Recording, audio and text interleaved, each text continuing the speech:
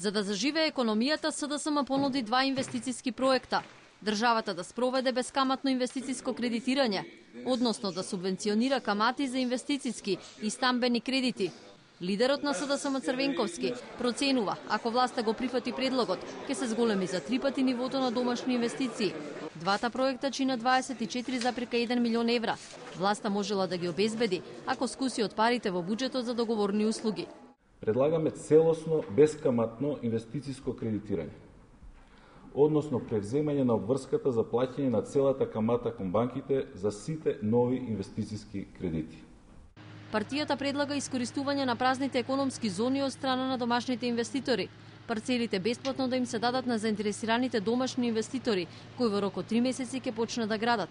Вториот предлог на СДСМ е стан за секого, односно бескаматно стамбено кредитирање за граѓаните. Со издвојување на само 5,2 милиони евра на годишно ниво, државата би овозможила утростручување на стамбените кредити, граѓаните би добиле бескаматно кредитирање при купување на стан, а индиректно би се помогнала и градежната оператива која се наоѓа во тешка состојба.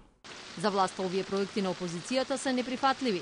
Министерот за финансии Ставрески рече дека станува збор за стари и неисполнети ветувања од страна на СДСМ. Денес македонските граѓани можеа да слушнат една лоша и една добра вест. Добрата вест е што е обезбеден стан за секој.